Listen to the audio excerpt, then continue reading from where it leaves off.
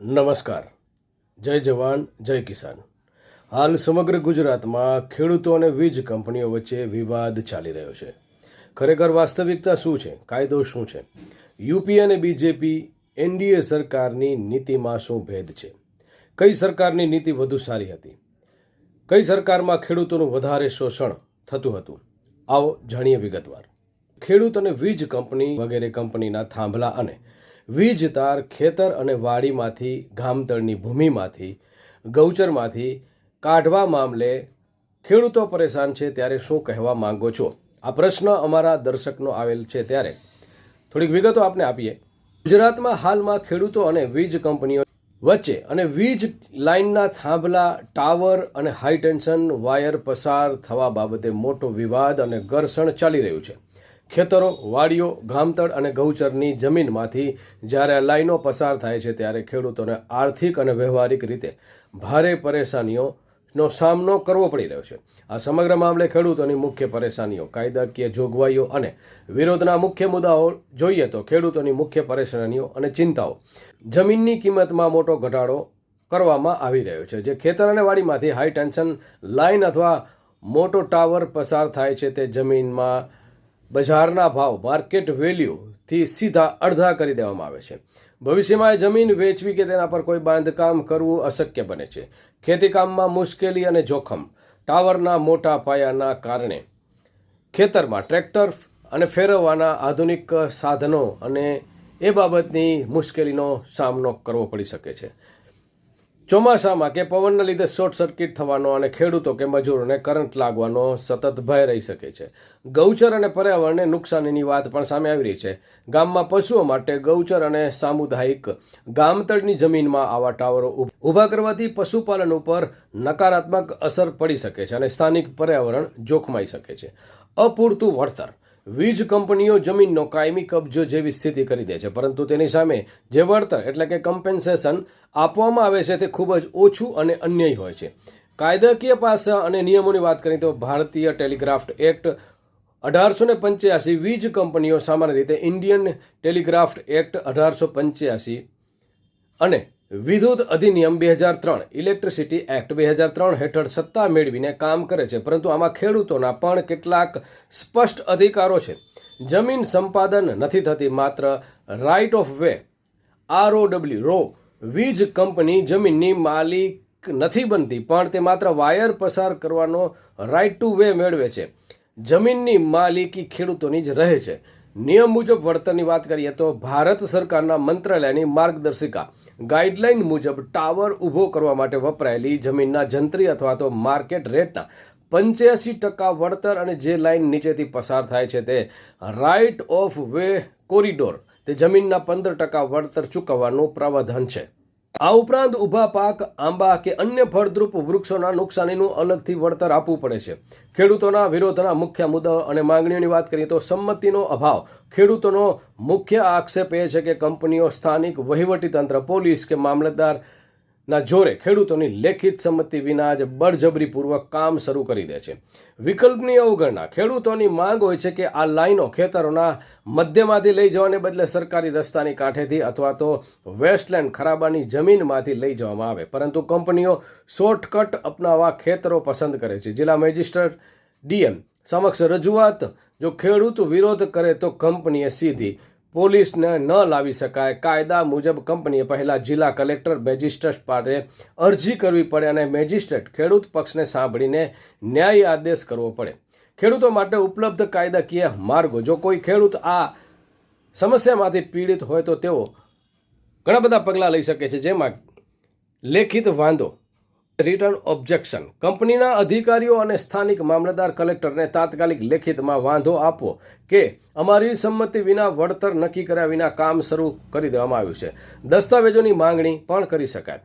Company પાસે મંજૂરીના order, નકશા, route map અને વળતરની ગણતરીની વિગતો લેખિતમાં માંગી શકાય. ન્યાયાલય અધિકારીનો આશરો. જો વળતર ઓછું હોય કે બળજબરી થતી હોય તો સંબંધિત જિલ્લા મેજિસ્ટ્રેટ એટલે ડિસ્ટ્રિક્ટ મેજિસ્ટ્રેટ DM સમક્ષ રજૂઆત કરી શકાય છે, અથવા વળતરના મુદ્દે સિવિલ કોર્ટ, હાઈકોર્ટના દરવાજા ખખડાવી શકાય છે. આ વિષય ખૂબ જ સંવેદનશીલ છે, કારણ કે એક તરફ દેશનો વિકાસ અને વીજ માળખું છે, તો બીજી તરફ જગતના તાતની આજીવિકા સમાન જમીનનો પ્રશ્ન છે. વિકાસના નામે ખેડૂતો હકોનું હનન ન થાય તે માટે મજબૂત કાયદાકીય રજૂઆત અને ન્યાય વળતર જ એકમાત્ર રસ્તો છે.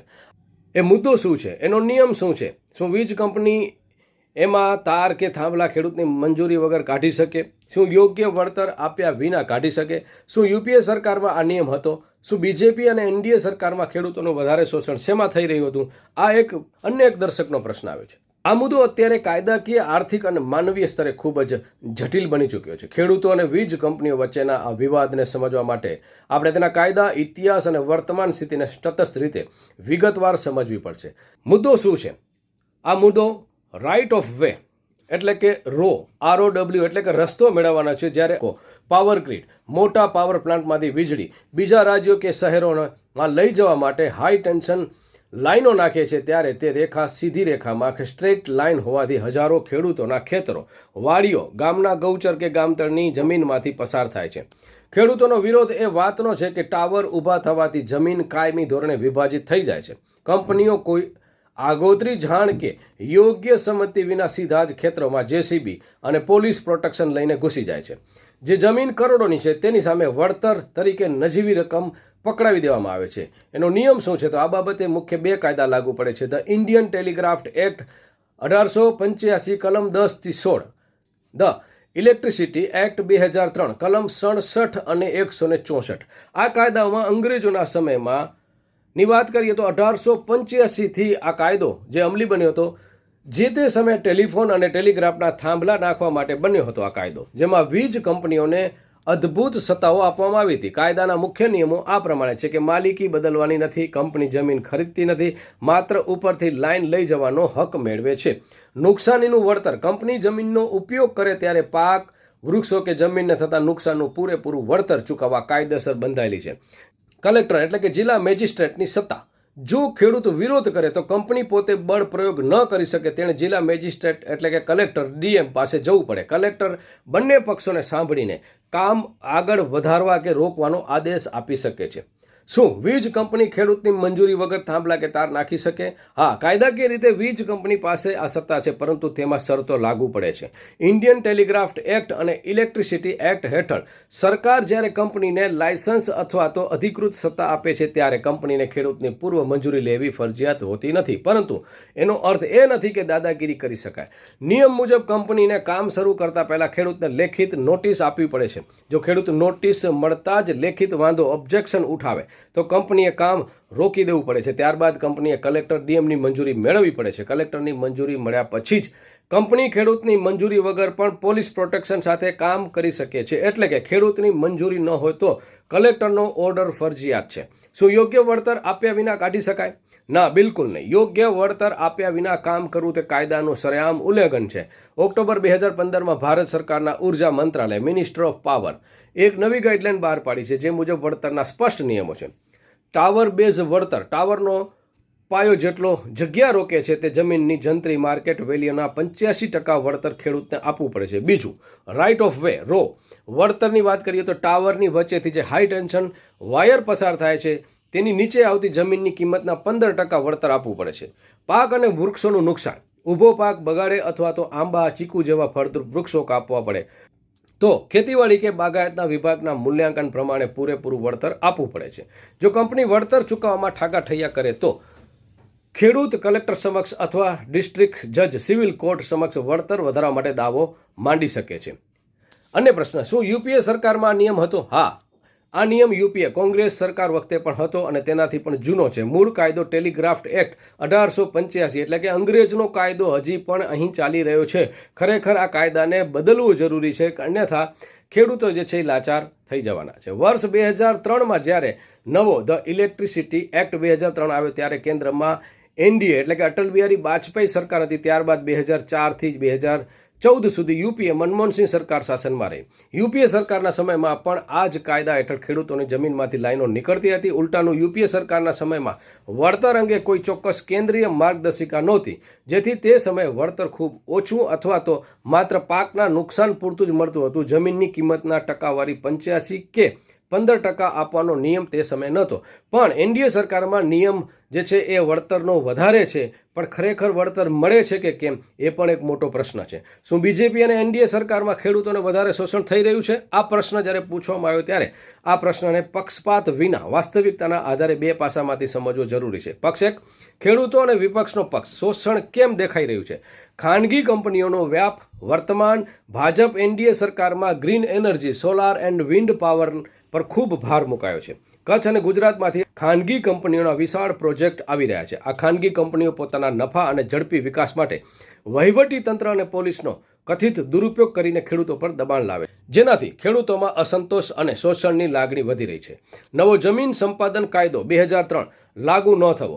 યુપીએ સરકારે 2013માં નવો જમીન સંપાદન કાયદો LARR એક્ટ 2013 બનાવ્યો હતો, જેમાં જમીન લેતા પહેલા જ 70થી 80% ખેડૂતોની જમીન અનિવાર્ય હતી. પરંતુ વીજ કંપનીઓ આ કાયદાના બદલે જૂના 1885ના ટેલિગ્રાફ એક્ટનો સહારો લે છે, જેથી ખેડૂતોની સંમતિ વિના કામ શરૂ થઈ શકે છે. સરકાર આ છટકબારી બંધ નથી કરી રહી, જે ખેડૂતો સામે અન્યાય સમાન છે. ખરેખર અધિનિયમ 2013 LARR એટલે કે યુપીએ સરકારે 2013માં નવો જમીન સંપાદન કાયદો LARR એક્ટ 2013 બનાવ્યો હતો, જે અમલી બન્યો નહીં. તો પ્રશ્ન એ થાય છે કે એનડીએ સરકાર જે 2013નો યુપીએનો જે કાયદો હતો એને અમલી બનાવી શકે છે અને જૂના 1885ના અંગ્રેજના વખતના ટેલિગ્રાફ એક્ટનો નાશ કરી શકે છે, યા તો એને બંધ કરી શકે છે, જેથી ખેડૂતોની સંમતિ વિના કામ થઈ શકે. કારણ કે કાયદો જૂનો છે, અંગ્રેજના વખતનો, જે ખેડૂતો સામે અન્યાય સમાન છે. પક્ષ બે, સરકાર અને કાયદાકીય પક્ષ. સુધારા શું થઈ શકે છે? નવી વળતર નીતિ 2015 એનડીએ સરકારના સમયમાં જ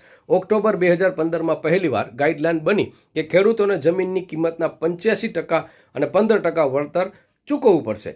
આ પહેલાં આવી કોઈ મોટી રકમ ચૂકવવાનો નિયમ નહોતો. ગુજરાત સરકારે 2021માં પરિપત્ર બહાર પાડીને વળતર દર વધુ સ્પષ્ટ કર્યા અને જંત્રીના બદલે ક્યાંય માર્કેટ રેટ ગણવાની છૂટ આપી, જેથી ખેડૂતોને વધુ નાણાં મળી શકે. આમ સમસ્યા કાયદાના પુસ્તક કરતાં ગ્રાઉન્ડ રિયાલિટી વાસ્તવિકતામાં વધુ છે. કાગળ પર એનડીએ સરકાર વળતરના નિયમો કડક અને ખેડૂતલક્ષી બનાવ્યા છે, પરંતુ જમીનના સ્તરે ઓન ગ્રાઉન્ડ મોટી કંપનીઓ, ત્યારે સ્થાનિક વહીવટીતંત્ર, કલેક્ટર, મામલતદાર, પોલીસ ખેડૂતોના હિતોનું રક્ષણ કરવાને બદલે કંપનીઓને પ્રોજેક્ટ ઝડપથી પૂરો કરવા દેવામાં આવે તેવો રસ દાખવે છે.